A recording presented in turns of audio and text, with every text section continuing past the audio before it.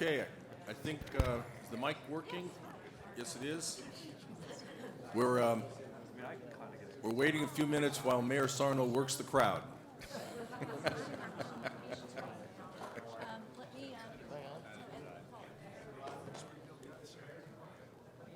I'm pleased to call to order the 103rd meeting of the Massachusetts Gaming Commission here, as usual, at the Boston Convention Center.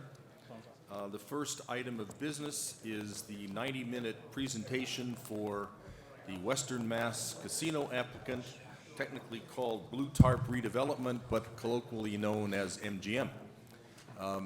I now pass the baton to you for your 90 minutes. Welcome. Thank you, Mr. Chairman, and thank you to the Commission for having us here today to present MGM's proposal on a groundbreaking resort casino in Springfield, Massachusetts. Also wanted to thank Janice Riley for all of her efforts over the last few days and pulling this together. A lot to deal with, including the weather, so we appreciate that. Excuse me, hang on just 1 second. There's a sound coming out of our monitor. Can you turn that sound off? Okay, great, thanks. Sorry. This is an exciting day for MGM. Not only is it the beginning of the evaluation process, but it's also a culmination of 2 years' worth of neighborhood forums, civic events, community meetings, hard work, and planning. And this proposal is a reflection of all of those efforts.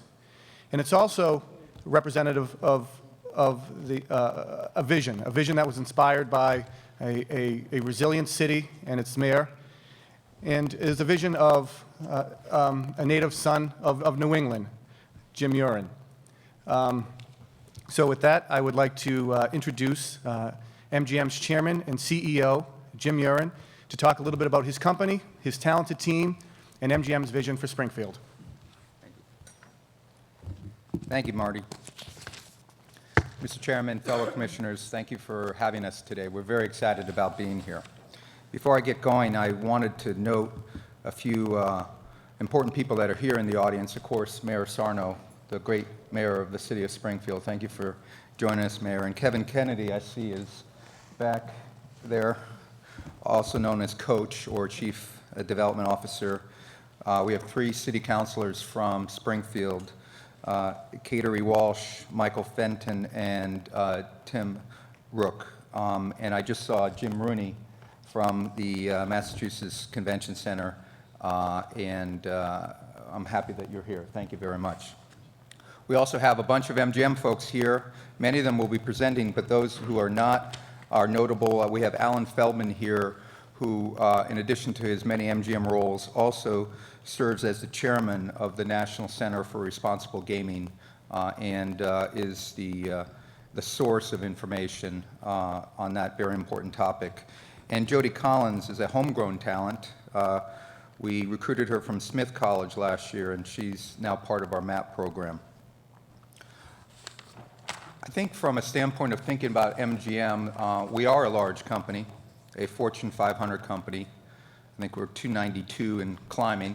We're a company of many folks, over 62,000 employees worldwide, and we have extensive reach throughout the world in our database of 60 million names.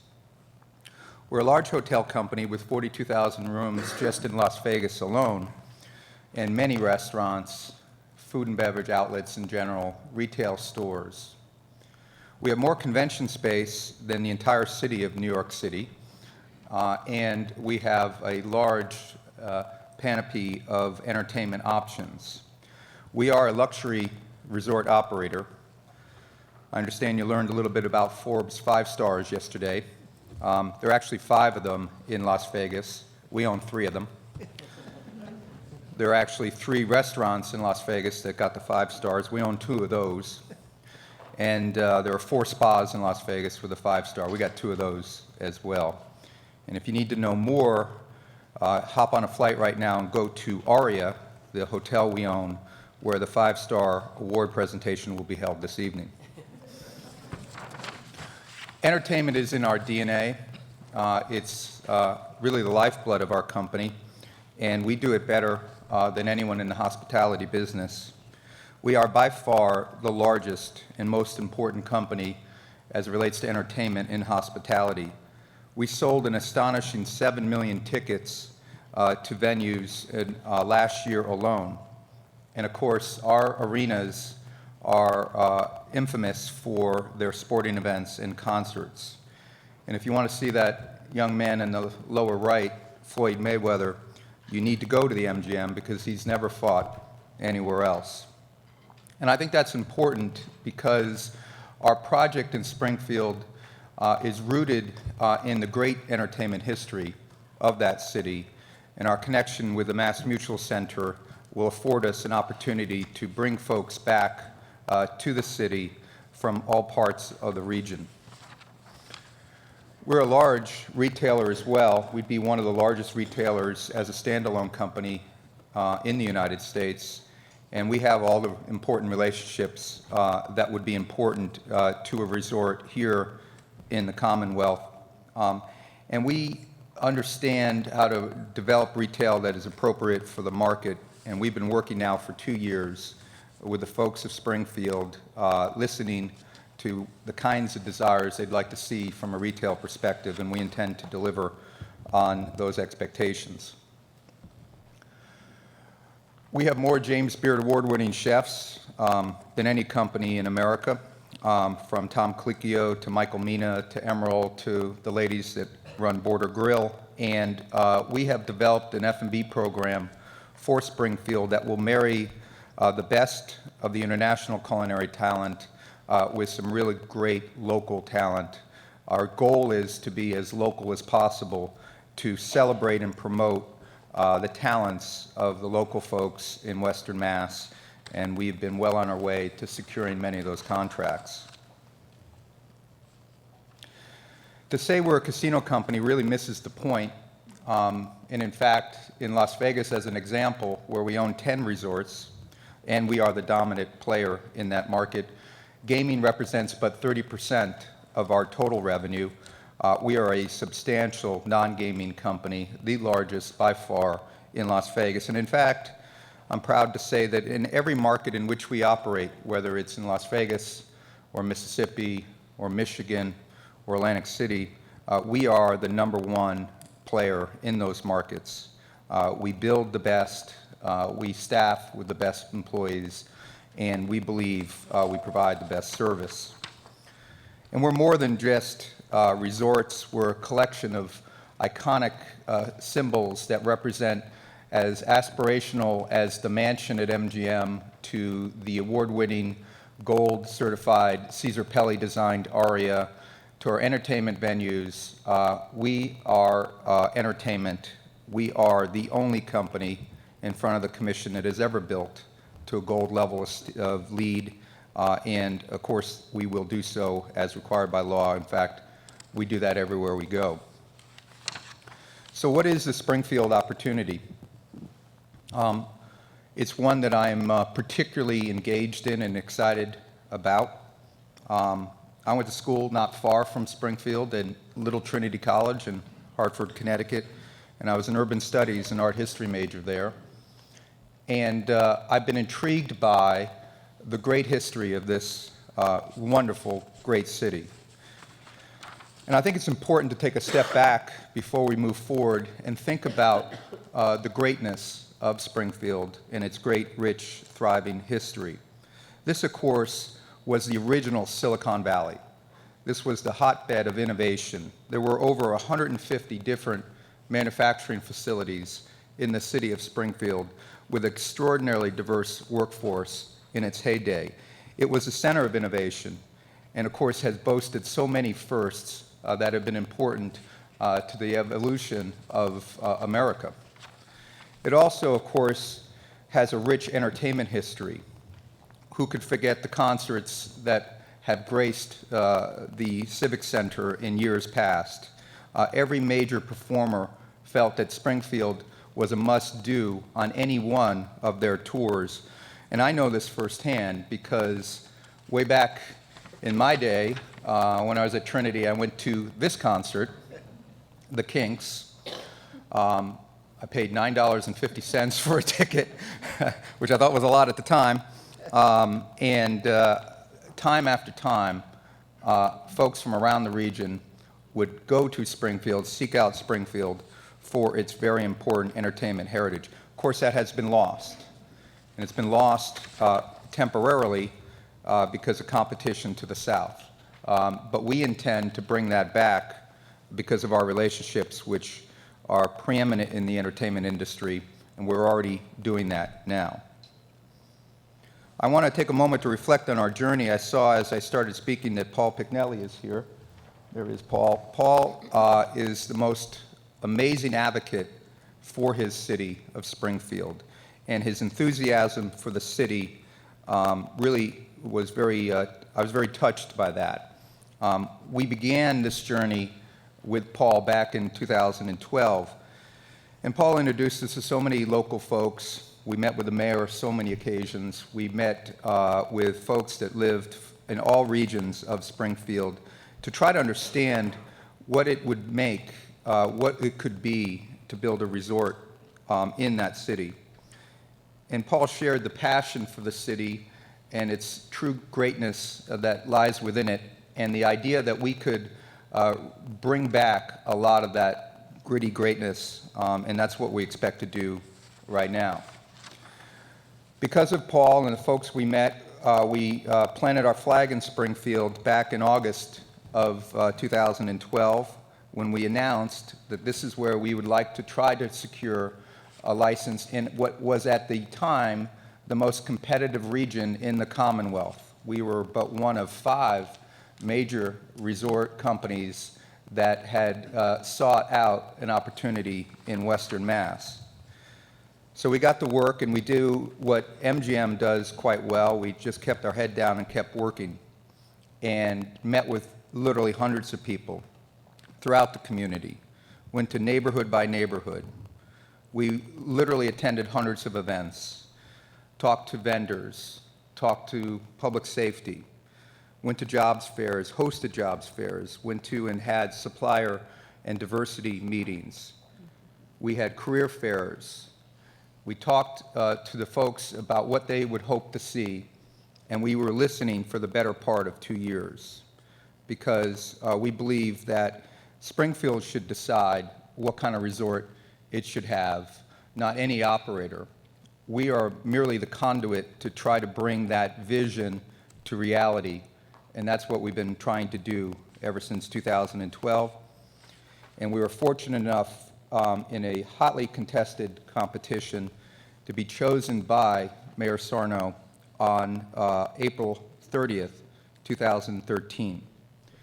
And then through some rigorous negotiation, we very quickly thereafter signed the host city agreement in May, and then we went to the city council, which had ratified that host city agreement 10 days later on May 10th. But our work wasn't over. We needed to talk to the folks of Springfield, and we went ward by ward, precinct by precinct, and met thousands upon thousands of people. And from Forest Park to Indian Orchard, from the South End, we had a landslide victory on July 16th. The citywide vote is on the screen. But Ward 1, where the resort would be located, that vote was 69 to 31%. There are 7 wards in Springfield. We won all 7 of them. We won 62 out of 64 precincts. We had very strong voter turnout. The people of Springfield got out and exercised their right to vote and told us resoundingly that they wanted to see a resort in Springfield, and they wanted it to be MGM. And on July 16th, we were the only city in Western Mass to pass that important referendum stage. But I think it's important that we not only talk about, what we want to see for Springfield from MGM, but also I'd like you to hear from several of the people that have been on this journey with us, people that call Springfield their home. Many of them traveled from Springfield today to be with us. And these are the folks that love their community, and they do see a brighter future, and they have entrusted us with this opportunity and I'd like to share those thoughts with you right now. Springfield's had ups and downs like any urban center. It's had its challenges, but it continues to fight through those. Downtown Springfield has had its run of bad luck. I've been punched in the gut a few times. Really set back some of the progress that has been made over the years. After the tornado, we walked outside, looked around, and we really thought that was the nail in the coffin for the south end of Springfield. If I had an extra 2 people walking to my shop every day, that would be a win-win situation.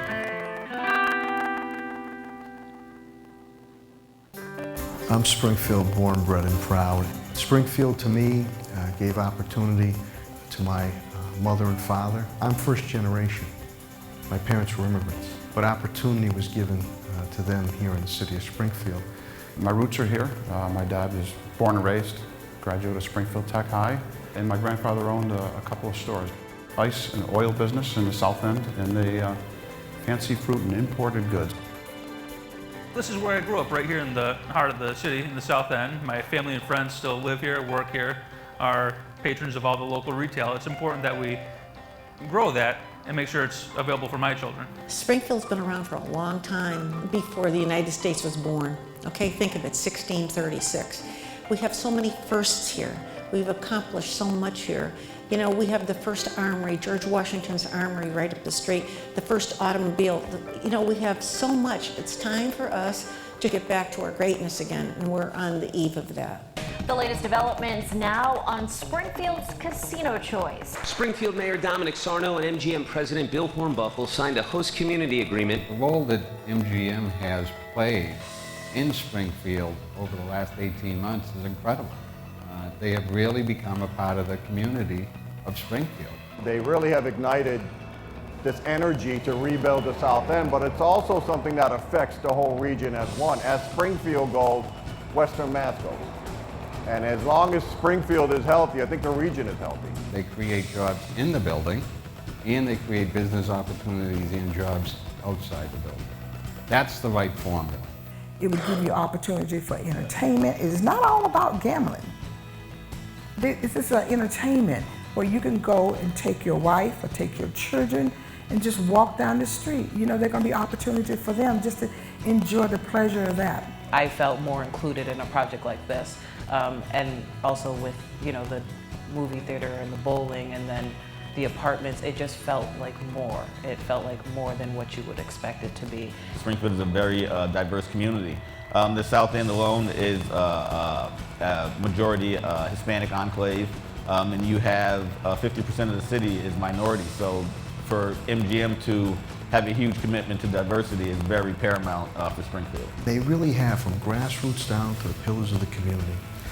They have studied, they have engaged, and this is a game changer for our city of Springfield. It truly is. If I were to describe MGM Springfield in one word: Opportunity. Change. Excitement. Hope. Catalyst. Transformative. You know, if I was to describe MGM in one word for the city of Springfield, Renaissance.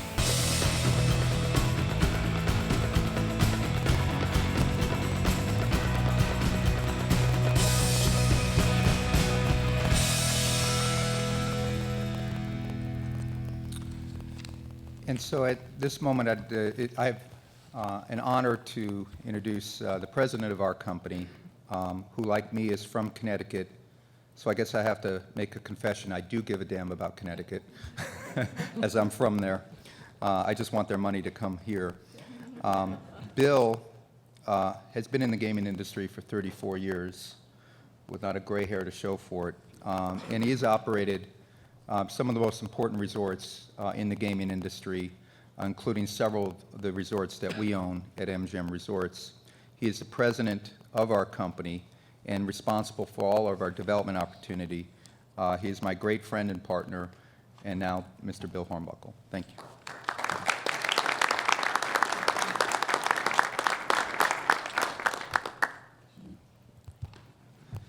Good morning, Mr. Chairman, Commissioners.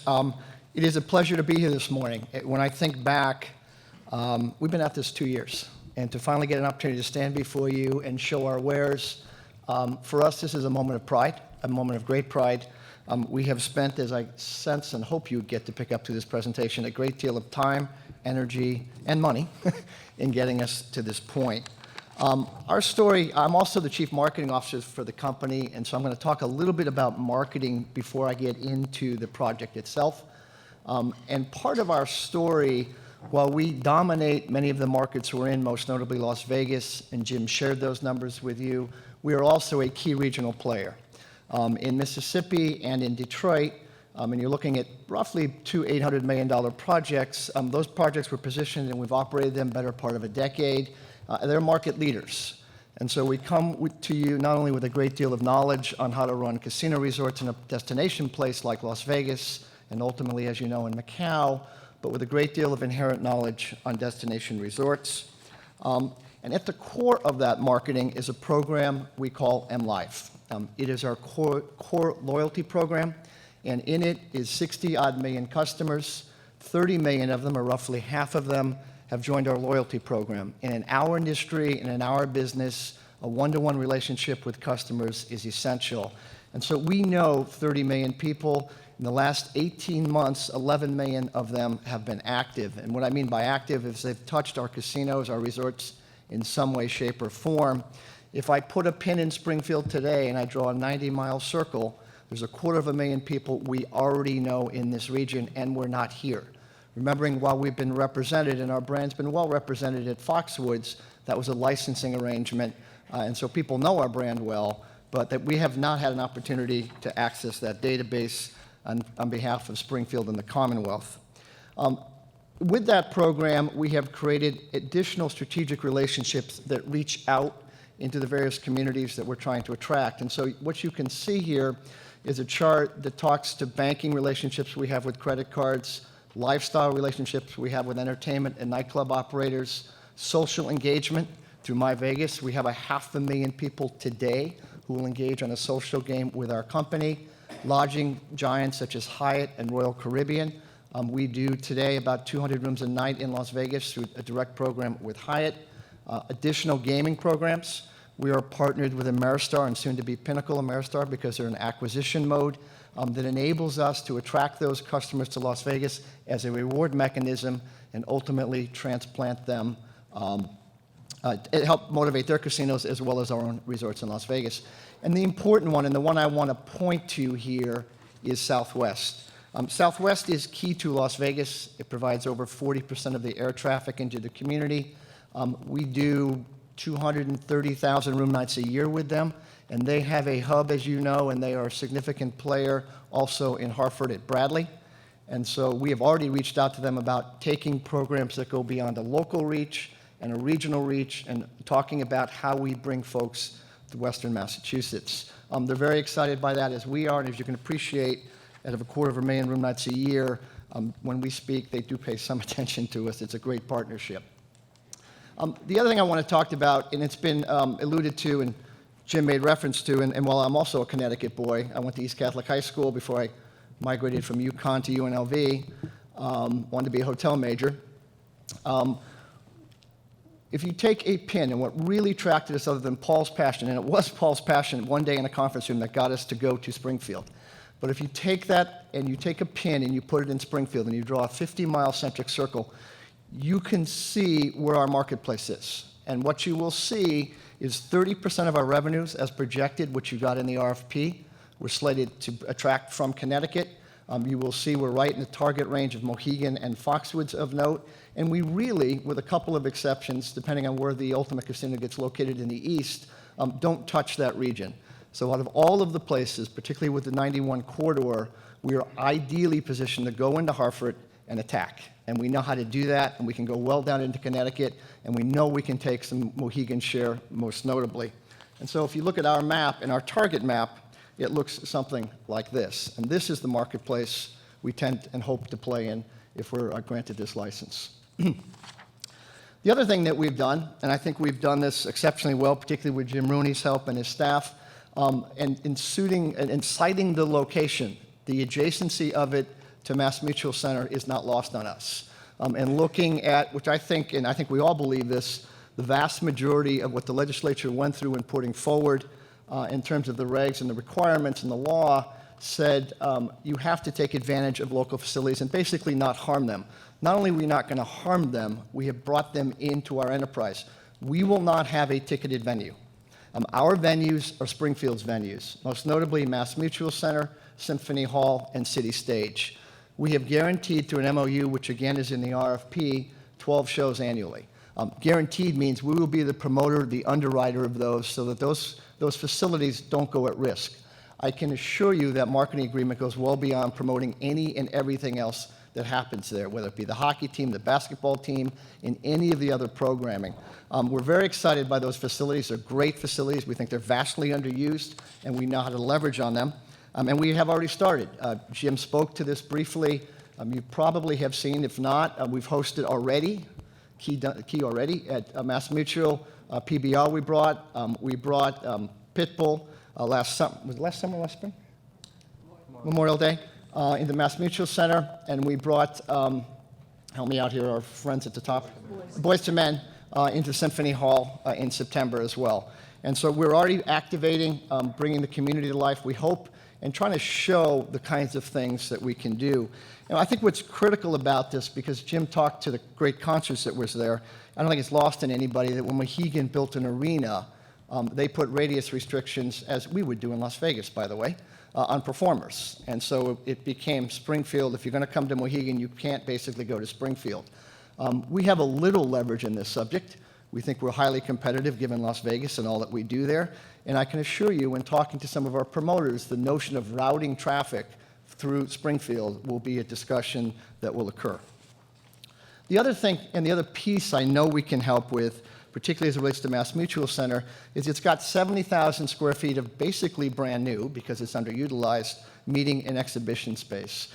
Jim spoke to this earlier, but we are the largest player in Las Vegas, and put Las Vegas in perspective, it's the convention capital of the world. It's combined, New York and Chicago don't match it, and we are over half of that business, so we know all of the players. We have over 60 certified meeting planners. We have regional and national offices with sales folks that are out in them. And we know we can make a difference in bringing the right size conferences into that facility, and hoping not only us, because what you'll hear me say in a moment when I talk about the property and the hotel is, our hotel is only 300 rooms. We could have built a hotel probably 2.5 size that to fully leverage on it. But immediately adjacent to us is our partner's property in the Sheraton, and the Marriott sits yet again adjacent to that.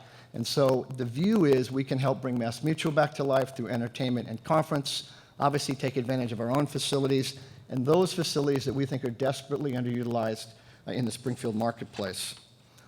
The other thing we've been doing, we've been kind of playing with this, is in talking to some of the local convention authority and talking to some of the other agencies, is how do we bring everybody into the picture? How do we market the destination and the region so it becomes attractive again? And Springfield and Western Mass, as you all know, is just surrounded with some really cool stuff. Whether it's Six Flags, the Berkshires, and it goes on and on and on, all of the museums and the first that are actually in Springfield, the river itself.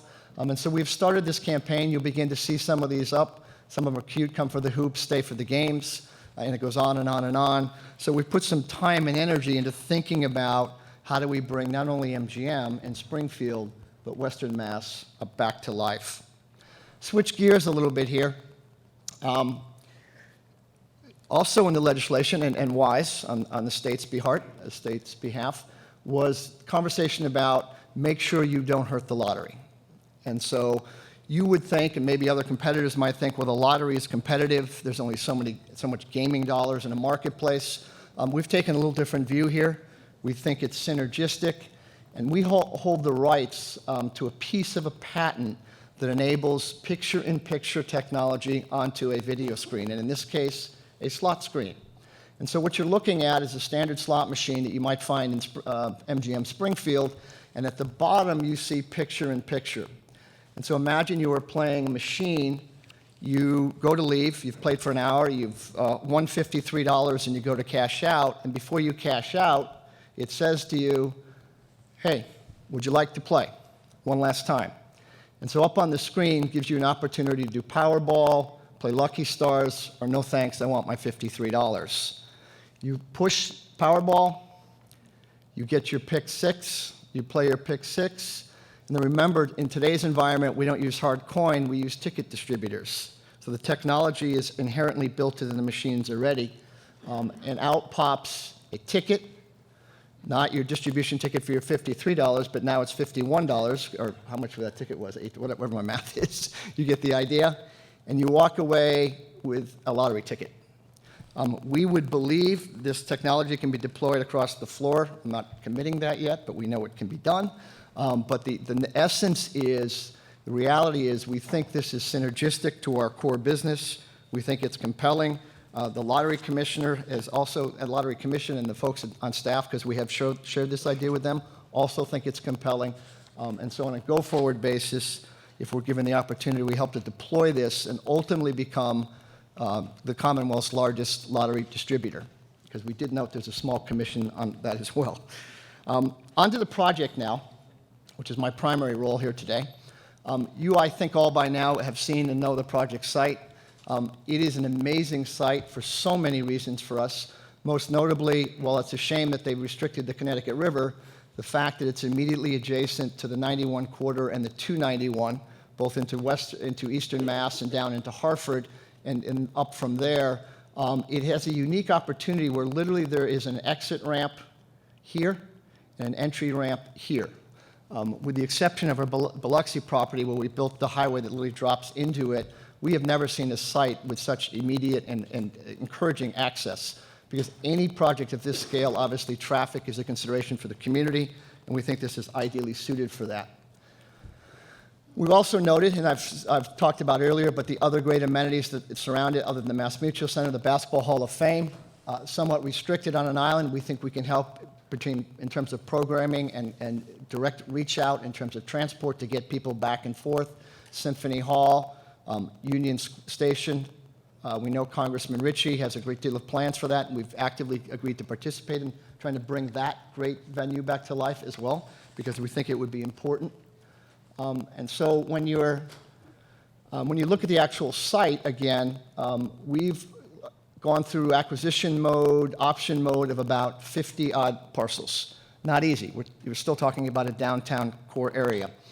So it was a little bit painful. It remains painful, particularly if we get delayed. But with the site in mind, again, the adjacency to Mass Mutual Center into Town Square.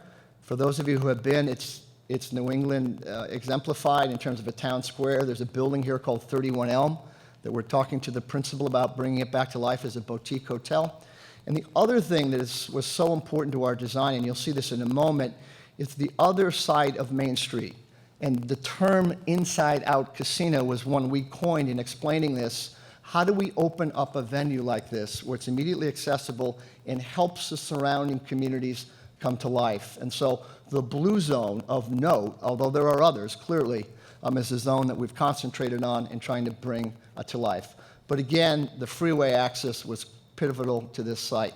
I can remember Jim and I sitting here in Paul Picknelly's conference room looking down.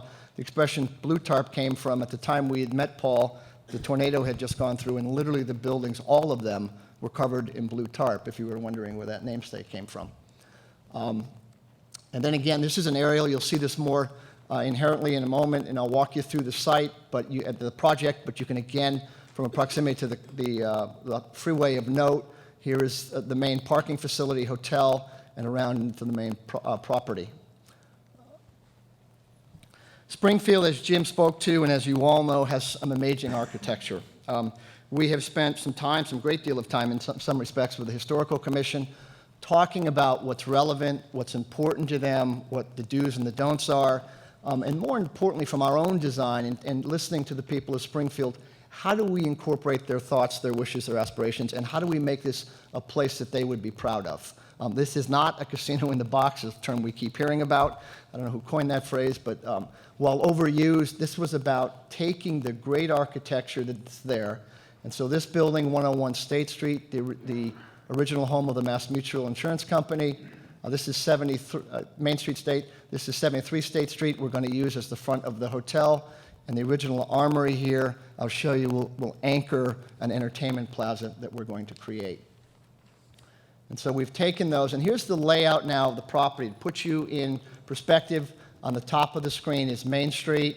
To the bottom would be the freeway in Columbus. This is State. So the courthouse is right here, and this is Union. This facility, as designed, has about 19 separate entrances in it. And the simple reason, back up a second, in the old days, a casino was a supermarket. You build a box, you put the milk in the back, and you give them one door in and one door out. The idea is you kind of get lost in there, and you start futzling around, and hopefully you spend some money. This is about engagement to the outside community. And so along the front quarter, and you'll see this image in a moment, these are all restaurants. This is all retail along here. Out in the entertainment pavilion is all retail. There's a bowling center, there's a movie center, a bowling facility, high-end luxury cinemas. This is the hotel entrance and hotel lobby. These are additional food outlets. And each and every one of these has an entrance statement that you can come in off of Main Street, enjoy a great steak, and go back out. If you don't want to engage with a casino, you don't have to. We're not going to force this. And so the casino, as you see, is in the light purple.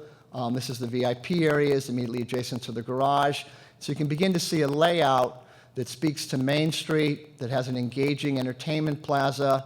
This again is the Armory, which we're going to use as a special restaurant, a special place to go with some live entertainment. Think Liberty Hotel here in downtown Boston.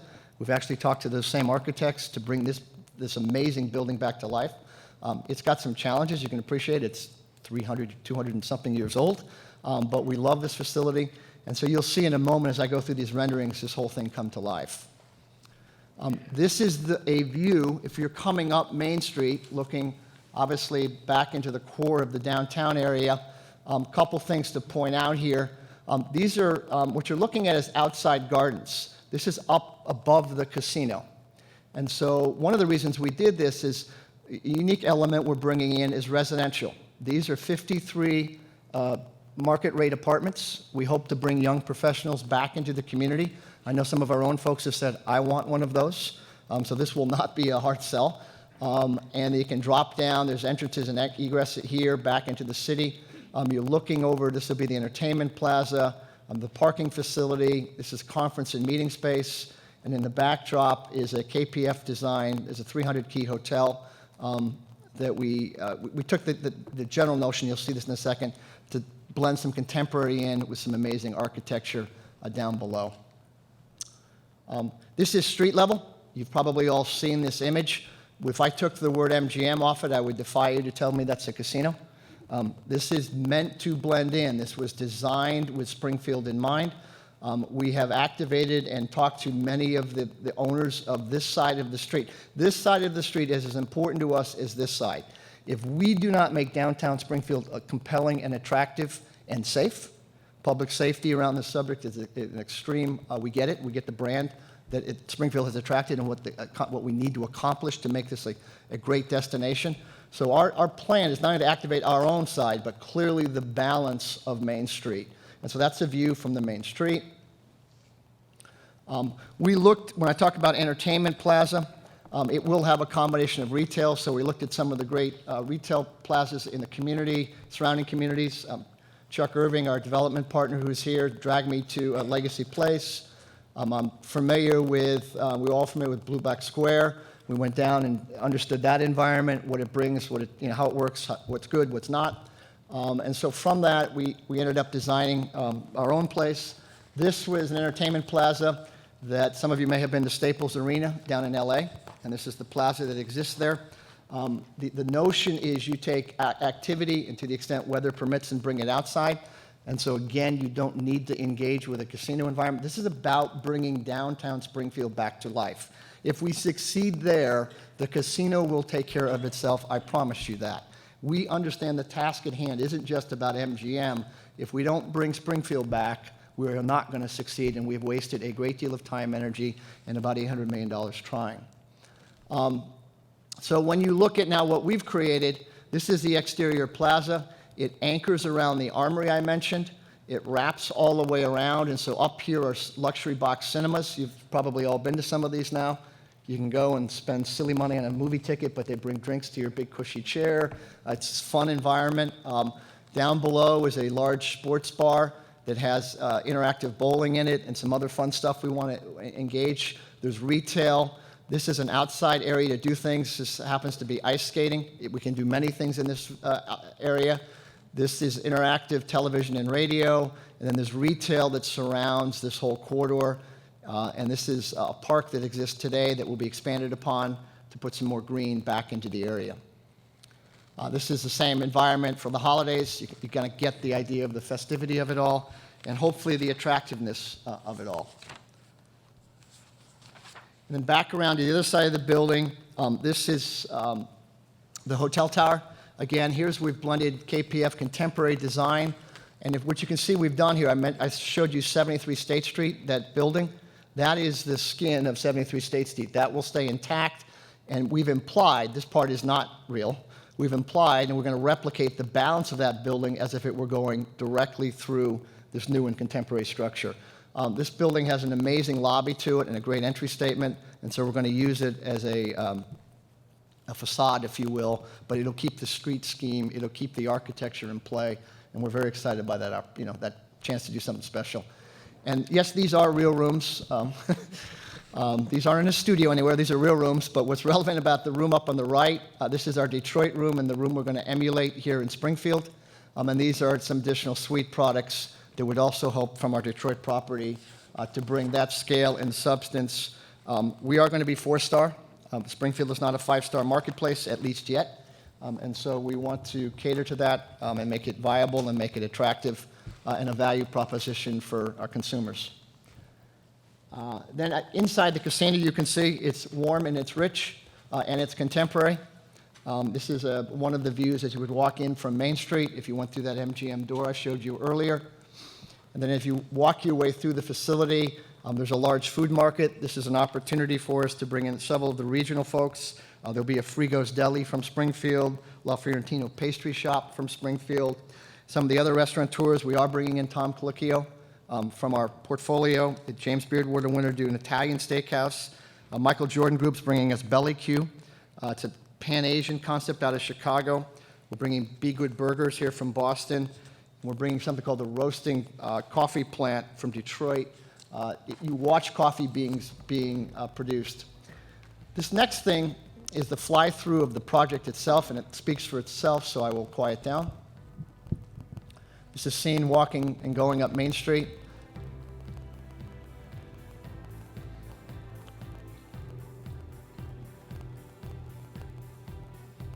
Overview, and again, the access to the highway. You can see from here the upside on the balconies off of the residential area. It's looking up, much like the Grove, looking up that retail plaza, entertainment plaza into the cinemas. This is a view from night. And that's the Porte Cochere area. As you would come off the highway and you would drive in here to the right to go into the casino.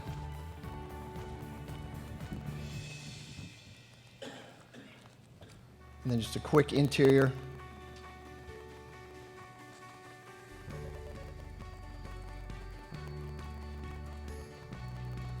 Get some retail environment. Steakhouse. And again, all of these lead back out to Main Street. Our food mart, combination of about 6 or 7 different venues. Large buffet.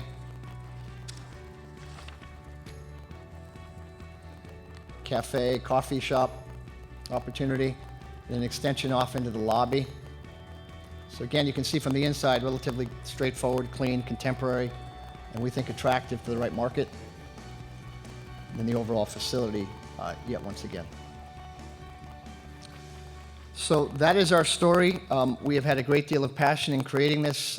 We think it's been, in terms of Springfield and its citizens, because we did many, many neighborhood meetings, a resounding hit, because it takes the fiber and the fabric of Springfield and brings it to life, and we think we can bring everything else around it to life. So we're very excited by what we've done. We appreciate the opportunity.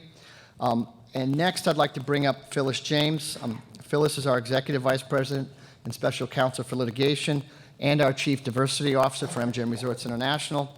In addition to her responsibilities for supervising our company's litigation, Phyllis is also our Chief Diversity Officer, responsibilities for widely recognized MGM Resorts diversity and inclusion initiatives, as well as the company's philanthropy programs. Ms. James happens to be a graduate magna cum laude with a Bachelor of Arts degree from that place called Harvard, Radcliffe College here in Boston, and she earned her law degree from Harvard Law School. It is my privilege to introduce Phyllis James. Phyllis?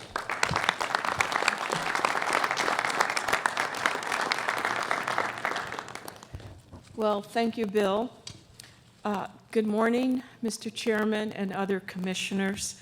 I am incredibly proud to be here today representing MGM Resorts International, and I'm particularly excited at the prospect that our company may be developing a new business, a colossal development in the state of my alma mater. So that makes me very excited. In addition to my other activities at MGM that Bill mentioned, I serve as day-to-day manager for our chairman's Corporate Responsibility Committee. We practice corporate responsibility at MGM under the banner Inspiring Our World. It unifies our three cornerstone initiatives: diversity and inclusion, community support, and environmental sustainability, which are, of course, central aspects of our corporate culture and operations.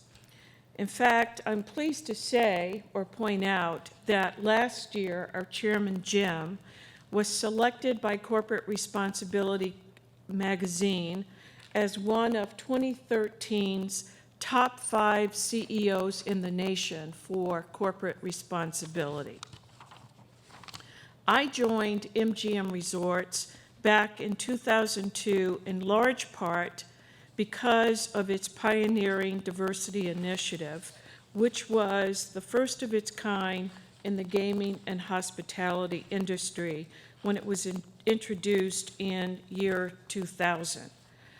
Our company is richly diverse at every level, from our board of directors, which is 1/3 gender and ethnically diverse, to our management team, which is almost 40% diverse, to our broad body of 62,000 employees, which is almost 64% diverse and over 50% female.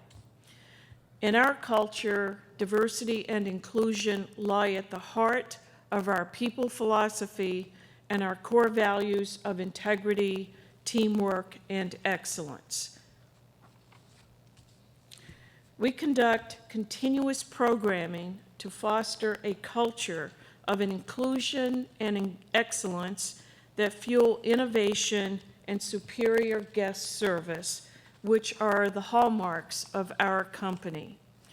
As one example, through our unique musical production created and performed by our own employees called Inspiring Our World, we evangelized over 52,000 employees as diversity champions with the spirit as well as the content of our responsibility values. This production was another first in our industry and in corporate America. We have also embedded diversity and inclusion throughout our business systems and operations. In particular, since the adoption of our robust supplier and construction diversity practices, our company has spent a total of over $1.7 billion with diverse professionals and contractors in construction work and $1.4 billion with diverse suppliers. This past summer, MGM Springfield co-hosted with the local NAACP chapter and the Greater Springfield Chamber a diversity vendor information session. You'll see depicted here a rendering of myself and my colleague, Lucy Magdalena, who is our Supplier Diversity Manager, providing information to diverse businesses about MGM's vendor requirements. We have committed to $50 million annually of local and regional spending and are working very hard to build capacity with local diverse businesses. Additionally, we've committed to quarterly vendor supplier workshops throughout the region to reach as many small businesses as possible. Because of those efforts, we have received endorsements from major local and regional business associations and chambers. Likewise, as a major employer wherever we operate, we are an active stakeholder in the quality of our host communities. We engage through philanthropic contributions, through volunteerism, and through thought leadership and problem solving on the chronic issues that confront us all. Not only has our company donated millions to our communities, but our employees also contribute separately through our MGM Resorts Foundation. In fact, since it was founded in 2002, our employees have contributed more than $54 million to nonprofit agencies in the communities where we operate across the U.S. Beyond money contributions, our employees form a virtual army of volunteers, giving their time and talents to a multitude of agencies of their choice. And our employees have already demonstrated this in Springfield, such as wrapping donated gifts for homeless families, hosting veterans in recognition of their service to our country, and taking meals to homebound residents served by the local Springfield Rescue Mission, among many other deeds.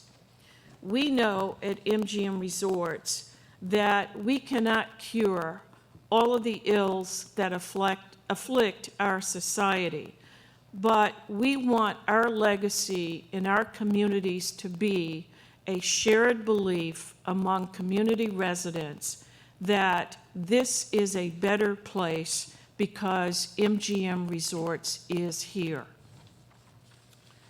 Turning to sustainability, suffice it to say that we believe that a greener business is a better business, hence our brand, Green Advantage.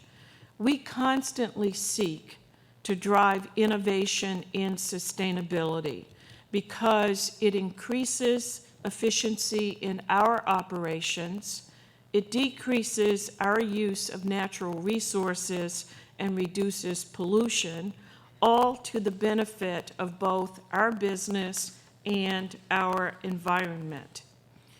We have been on the cutting edge of sustainability in our industry for many years now, in our core areas of green building, energy and water conservation, recycling and waste management, sustainable supply chain, and outreach and education. To cite just a few examples, in building our truly magnificent city center development, we earned 6 LEED Gold certificates, making this the largest green development in the world. Last year, we announced a partnership with NRG Energy to install more than 20,000 solar panels on the rooftop of the Mandalay Bay 20-acre convention center. This will be among the largest rooftop solar arrays in the world. In support of sound sustainability public policy, For the past 3 years, we have hosted the National Clean Energy Summit, a conference among public and private sector leaders devoted to clean energy strategies and practices. In summation, I submit that we pledge to bring to Springfield the same pioneering spirit, the same vigorous dedication to corporate responsibility, and the same know-how and expertise we have invested in our other host communities. And now I'm pleased to introduce my colleague, Kelly Tucky, our Vice President of Community and Public Affairs for the Eastern Region. With more than 20 years of experience in communications, Ms. Tucky identifies community partners and manages relationships with local civic, educational, and philanthropic organizations throughout the eastern United States and Canada. Kelly earned a bachelor's degree in journalism and a master's degree in student personnel higher education with honors from Ohio University in Athens, Ohio. Please welcome Kelly Tucky. Thank you.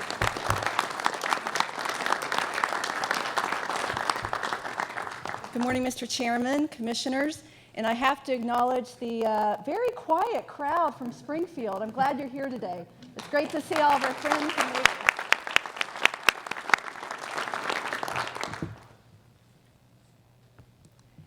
MGM Resorts has created a culture and an environment for employees that allows them to make the most of their diverse perspectives and abilities in pursuit of a truly rewarding career.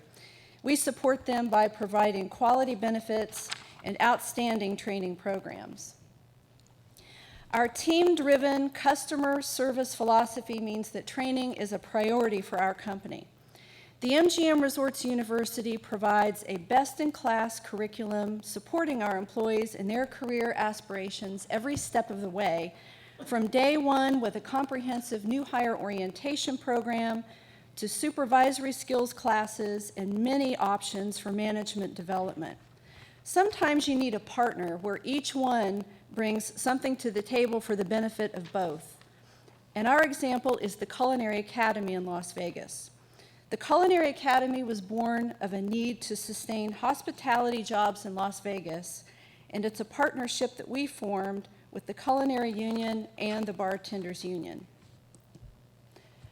For this and many other reasons, we've been recognized as an employer of choice in numerous occasions, most recently breaking into the top 100 of U.S. employers on Universum's Ideal Employer ranking and their top 100 best employers for MBA grads.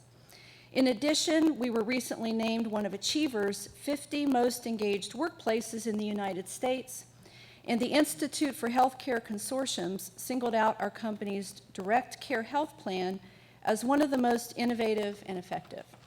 So what does this mean for Springfield?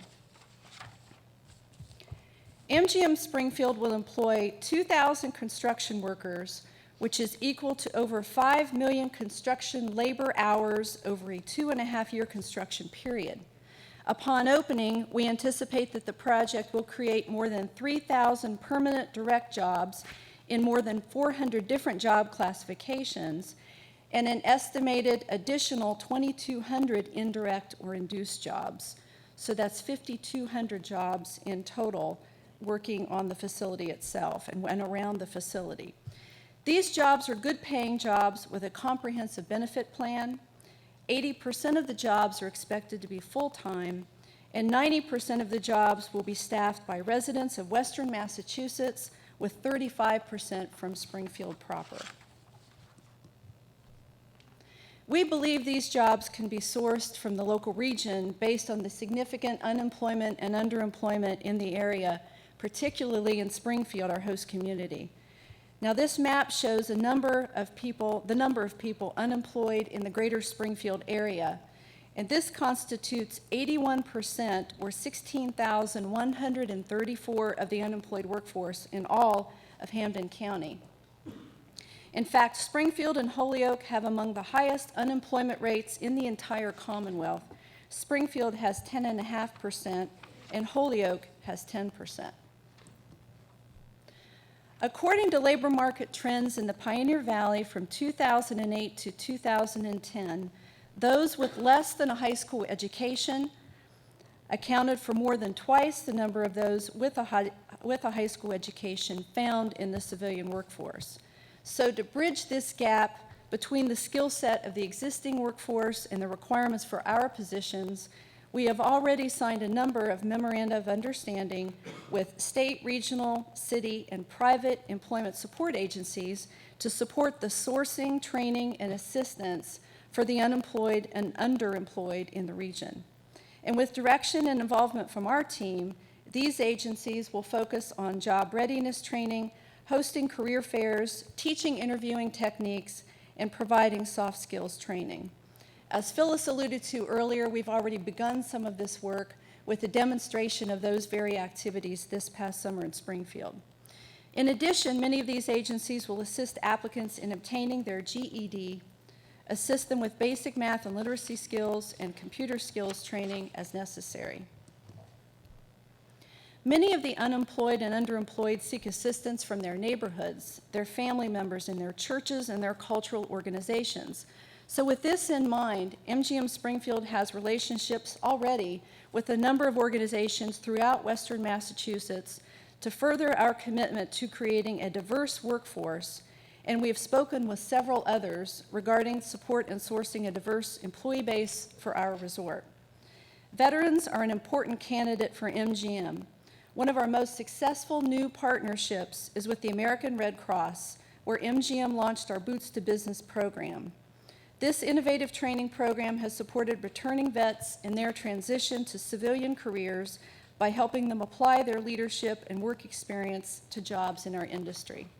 And I'm pleased to say that the Boots to Business program is already underway in Western Massachusetts, thanks to some proactive planning with the American Red Cross and the Pioneer Valley chapter. MGM Springfield has also signed an agreement with the Massachusetts Casino Careers Training Institute to make available training courses that will prepare the applicants to be qualified for gaming positions. MCCTI will work closely with MGM Springfield to tailor a curriculum to meet the specific job requirements. In addition, we look forward to finalizing a training and recruitment partnership with UMass, who, as you know, just announced a new satellite campus in downtown Springfield. Before I turn the podium over to Mike, I'd like to make a few comments about our company's commitment to responsible gaming. I work on responsible gaming with my colleague, Alan Feldman, who Jim introduced earlier. Alan is one of the leading experts in the industry on this topic, and he currently chairs the National Center for Responsible Gaming. NCRG is one of the leading resorts for peer-reviewed scientific research into pathological gambling. And we are proud to have been one of the founding members of NCRG, and we continue to be one of its largest supporters today. We are also instrumental in the development of and the adhering to the American Gaming Association's Code of Conduct at all of our properties. And we've also become gold members of the Massachusetts Council on Compulsive Gambling. So needless to say, MGM Resorts is committed to the highest levels of ethical and responsible gaming practices, and we will continually ensure that employees are trained, knowledgeable, and supportive of both the company's policies and the standards of the Commonwealth. I'm pleased now to introduce Mike Mathis. Mike is a graduate of Dartmouth College, and he received his law degree from Georgetown. He's been in the gaming industry for 14 years, and he has held senior development and legal positions in that time. Mike has been our point person on the Springfield development team from the first day, and I'm proud to say that I'm also his partner in making sure that we brought everything that is MGM Resorts into Springfield. And I'm confident you're going to recognize him from his previous appearances before you. So please join me in welcoming Michael Mathis.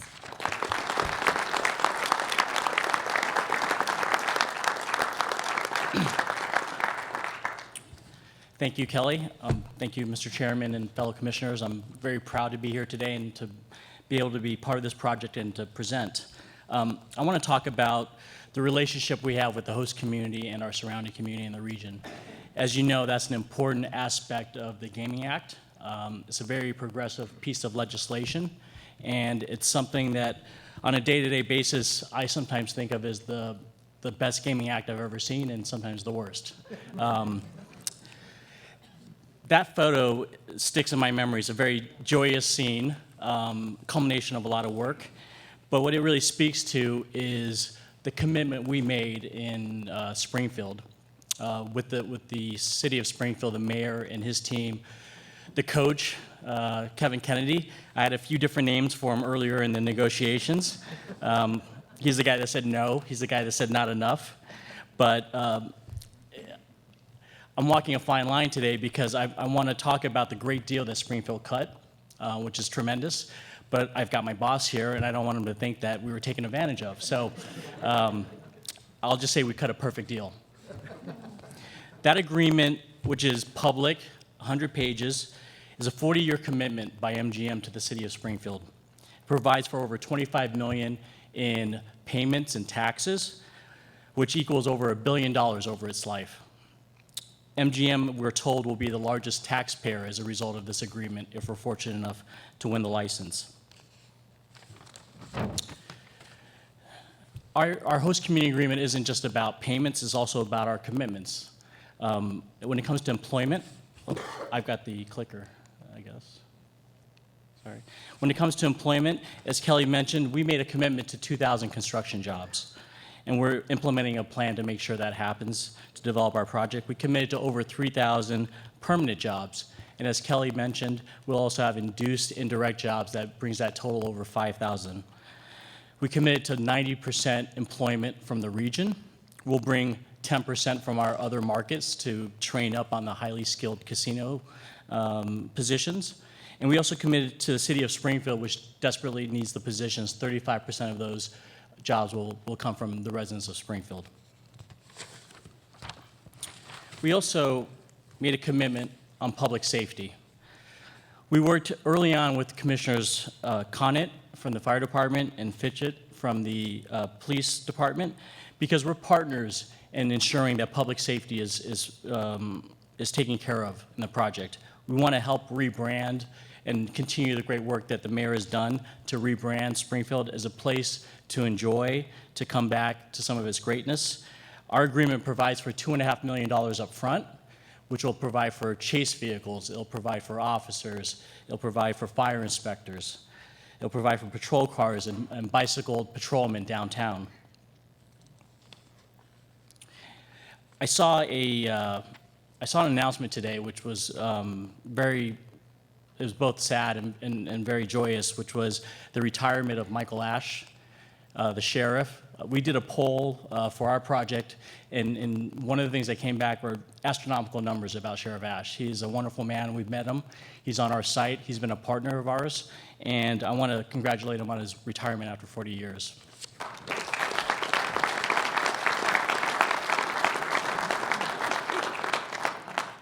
I knew that would get an applause. Briefly about traffic, because it really permeates the whole conversation about host communities and surrounding communities. I think you've seen this before, but it bears repeating. The gaming business, the resort business, is very conducive from a traffic perspective. It complements a downtown commercial environment. This particular site, which is the crossroads of southern New England, is particularly special. We project that 80% of our casino hotel patrons will be from the I-91 and I-291. They won't be on the service streets. They'll be on the highways, which is a significant asset to our project, as Bill mentioned earlier. 87% of our arrivals happen outside of the morning and afternoon rush hours. Again, that's very important for the amount of people we plan to bring to the site, that we can mitigate some of the disruption to the everyday downtown environment. 35% of those arrivals are over the weekend. And because of the very special nature of Springfield, probably the best in Western Mass is public transportation infrastructure within the city. Also, the Union Station, we believe that 15% of our arrivals will be through alternative transportation. Moving on to our surrounding communities. I was here before you on November 7th, as you recall. You'll recall that map. We had a plan to reach out to our budding communities as well as Holyoke. And instead of putting communities at risk about guessing at a number, and candidly, that's what we're all doing when it's the best informed guess, but it's a guess. We suggested to these communities that we would provide a baseline. Let's understand where your community is before the resort comes, and then let's look where you are after we open. We believe it'll be a positive impact. We understand your concern that it'll be a negative impact. And I'm very proud to say in approximately 6 weeks from that commitment and that plan, we were able to achieve surrounding community agreements with 6 of our abutting communities as well as Holyoke. We have 2 communities that we're working with. They haven't bought on to the look back necessarily, but we continue to work very hard. We would like to bring to you a full set of surrounding community agreements and avoid anything adversarial. And our commitment is to continue to do that. Just want to give you an understanding briefly of what's in the surrounding community agreements. We thought consistency was important. As I mentioned, one of the anxieties that the communities had was that they didn't want to cut a deal that was worse than their neighbors. So we ensured consistency. We grouped smaller communities that were less proximate, provided for $50,000 of upfront payments and $100,000 annually. For the larger communities, we provided for $100,000 upfront payment and $150,000 annually. All told, that equals approximately $15 million over the life of our agreements, with other communities still potentially to come on board. So a significant commitment of minimum annual payments subject to a look back in case there's any adverse impact. So we're very proud, and we thank the communities for working with us on this approach. This speaks to some of my wonderful travels, and they really have been, not this time of year, but throughout Western Mass. I've been up to the Berkshires. I've been to different parts of Western Mass. I've got a few colleagues that have taken that journey with me, and it's been very special. But what it speaks to is the incredible draw of this region. Coming from Las Vegas, we don't quite have 4 seasons. We probably have 1.5. So this is really special, and I think it's a special proposition for our customers. So we've reached out into the market to make sure that we can tout the Brimfield Antique and Collectible Show, fall foliage packages, and skiing. We recently, right before the holidays, inked a deal with the Greater Springfield Convention and Visitor Bureau, who I know has been a great advocate for this region. We're going to partner with them to make sure that we have an outreach to all those different attractions and that they, in turn, have access to our site so that we can leverage them all together. These are just a few of the brands and some of the relationships that we formed. The Franklin County Chamber has endorsed our project. We went out and told them what we're trying to do, and they're looking forward to us bringing people to the region, and in turn, us sending them out to some of the great experiences in Western Mass. The Berkshire Chamber endorsed this as well. As I mentioned, we have an agreement with the Greater Springfield Convention and Visitor Bureau. We also have an important marketing relationship with Six Flags. So it's a very important attraction for us. They draw about 3 million people annually to their facility. We draw about 8 million. That's a lot of eyeballs that we can send for a family experience when you want to get away from the resort, and when you want to play for some nighttime activity, you can stay with us. We also talked to Jiminy Peak. So really excited about all the great brands in this area. The last thing I'll close with is just a little bit about economic impact. We want to make sure we give you some data.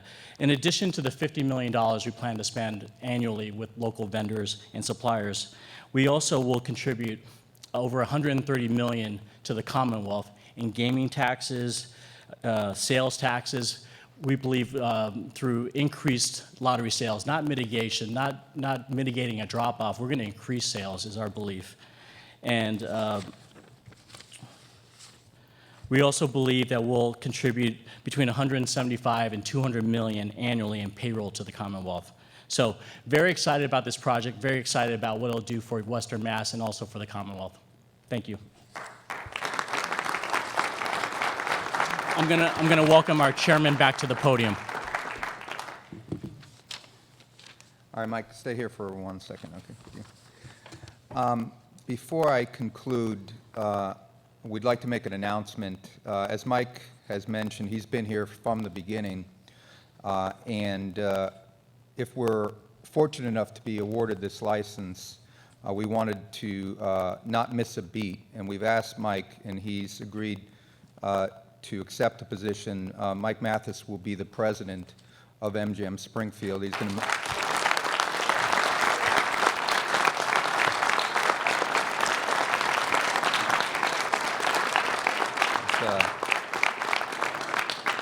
He got the clearance from the wife. He's moving his young family and maybe to Longmeadow, but unless you get that host city, maybe not. We'll see. He's looking at sites now. That's going to hurt the negotiation. Yeah. You've asked all your applicants, a simple question about what is the wow factor, and that's been addressed with various degrees of specificity in prior presentations. We like to think that hard work and thoughtful content in and of itself is a wow, and we hope that our presentation speaks to the effort and passion that we have for this project. We've worked really hard on the architecture and design to make sure that we are respectful of and sensitive to the great history of Springfield.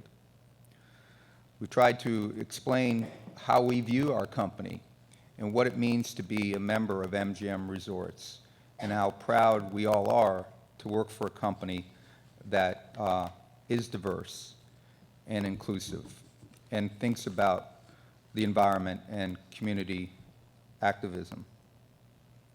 We are an entertainment company. Our founder made that clear decades ago, and it is really in our DNA.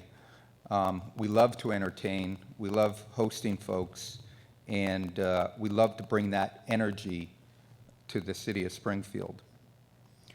And along the way, we've made many friends in the hospitality industry, restaurants, retailers, and those relationships we're bringing to bear to create the best possible project that we know how.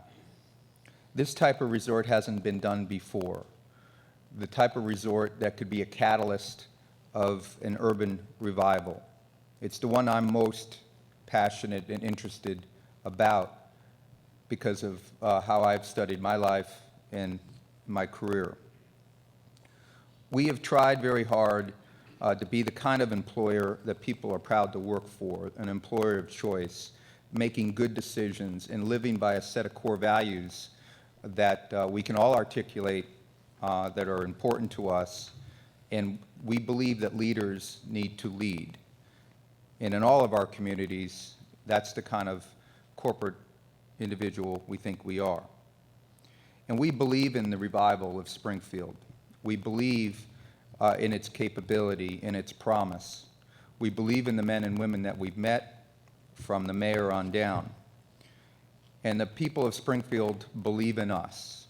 By an overwhelming margin, they voted for us to help them help themselves re-energize a city. So why MGM Springfield? There were 5 of us in Western Mass, and then there were 4, then there were 3 and 2, and now 1. We think we're the right choice, regardless of the number of applicants in Western Mass. In fact, Bill Hornbuckle whispered over to me, he said he wished there were 10 applicants so we could parry with our competitors on this stage. We are the preeminent operator and resort developer. We have the awards to prove that. We think that our resorts speak louder than words that we can articulate. We will drive the most revenue, and we endeavor to be the most successful resort in all of the Commonwealth, and that means Eastern Mass as well. We will invest a significant amount of money, an epic, historic amount of money, into the city of Springfield. And we are an employer of choice, and we have long-standing relationships working with labor on the construction of this important resort and cooperative labor on those permanent jobs. I think we have some friends from the unions here today to represent the fact that we are that kind of partner and have always been that kind of partner in our business. We are recognized in our industry for our leadership in the important areas that only now people talk about, like diversity and inclusion and sustainability and community affairs. These have been core values of ours long before it was topical or a hot topic. We buy locally wherever we can. And the good news is we've met so many great local business folks, small businesses in Springfield and around Western Mass that are yearning for an opportunity to display their talent. We provide that opportunity. We're excited to be able to do that. And we will generate a significant amount of revenue for the Commonwealth of Massachusetts, and we're proud to do that. We think the gaming law was intelligently written, thoughtful, and will serve to bring not only regional revenue back to the Commonwealth, but if we do our job correctly, we're going to put Springfield on the map, both nationally and internationally, as the great destination of Western Mass that it is. And so we're here today to ask for this opportunity to continue to initiate the process of rebirth in the great city of Springfield. We're asking for the support of the Commission to be able to do that. And we think we can do it well. We're passionate about it, and we want to do it. We have the money, we have the experience, we have the vision, and we're ready to go right now as soon as we win a license, if we're lucky enough to do so. And so with that, I would like to ask our partner in this proposal, and one of the most passionate, enthusiastic mayors that I've ever met in my life, the great mayor of the city of Springfield, Mr. Dominic Sarno.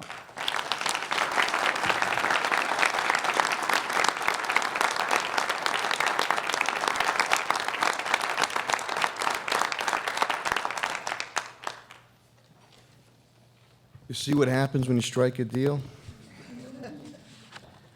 To Chairman CROSBY and to fellow commissioners, thank you very much and good morning. As you know, I am Mayor Dominic Sarno. I'm here today to share with you the vision of the people of Springfield and to firmly and enthusiastically endorse the granting of the gaming license for Western Massachusetts to MGM Resorts, which would make for an unprecedented $800 million urban investment in downtown Springfield. The city of Springfield envisions the introduction of gaming as far more than merely building a casino and creating new public revenues. As you know, Springfield is a city of firsts. It is a city rich with history, civic character, and urban fabric, which are the sources of pride for Western Massachusetts, the Pioneer Valley, and the entire Commonwealth.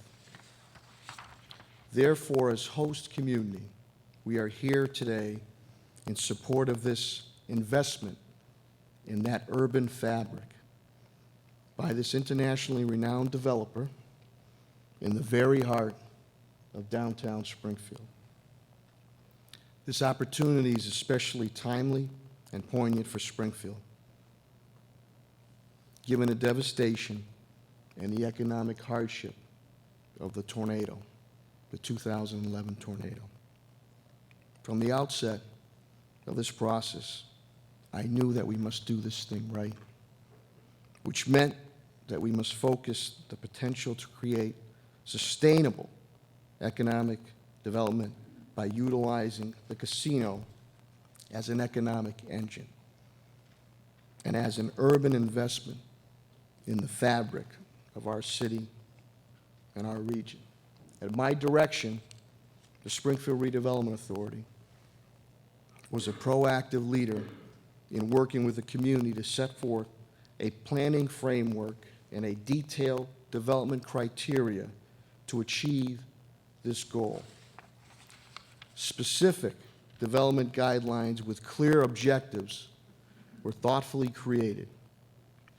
We undertook a rigorous and robust review to evaluate, refine, and ultimately select the best proposal.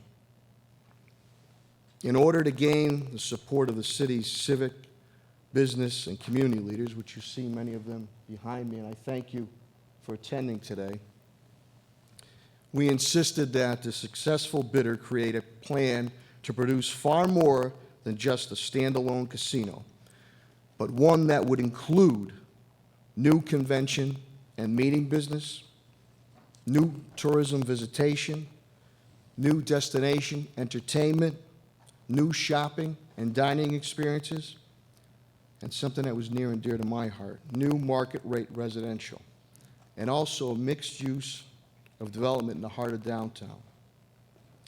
We are pleased that we have received 3 very qualified development proposals. And based on our defined objectives, we selected the very best. MGM Resorts International's vision for MGM Springfield. That selection was resoundingly endorsed and ratified by our citizens through the ballot question in July of last year. I am proud to represent MGM today and endorse this proposal before the Gaming Commission.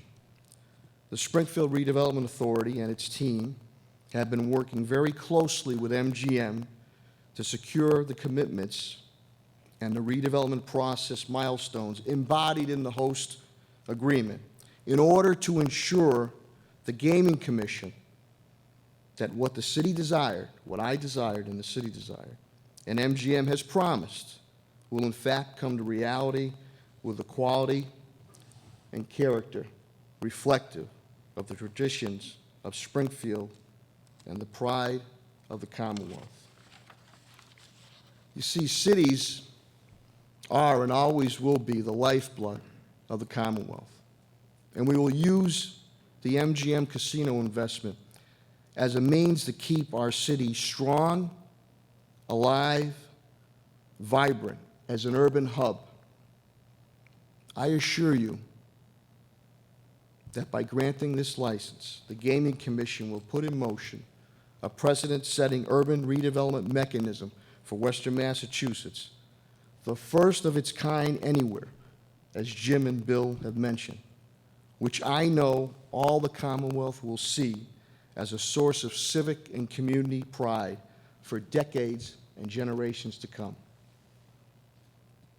I truly believe once this is completed, this vision will serve to bring new venues, new investment, new visitation from neighboring states, as was alluded to by Mr. MURREN and Mr. HORNBUCKLE, and the entire New England area, adding a new energy to both Springfield and the Western Massachusetts region. Ultimately, this will help return our Springfield, my Springfield,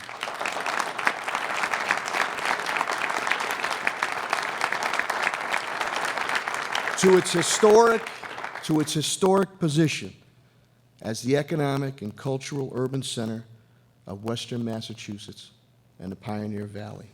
I thank you so much for your continued diligent considerations, and I'm very hopeful that you will partner with myself, the City of Springfield, and MGM as we continue not only to be resilient, but to move forward and to really be that shining star on the hill. God bless you, and thank you very much.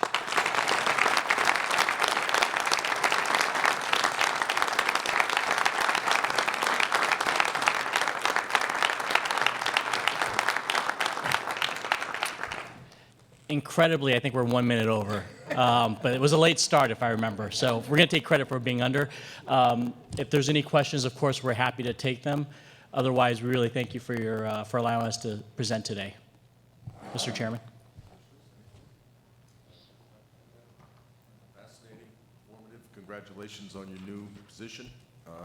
We appreciate all the time and attention that all of you have put to this, and we look forward to going over your thousands of pages with a fine-tooth comb. And we will be back to you and the people of Western Massachusetts just as quickly as we possibly can be. Thank you very much for coming. Thank you.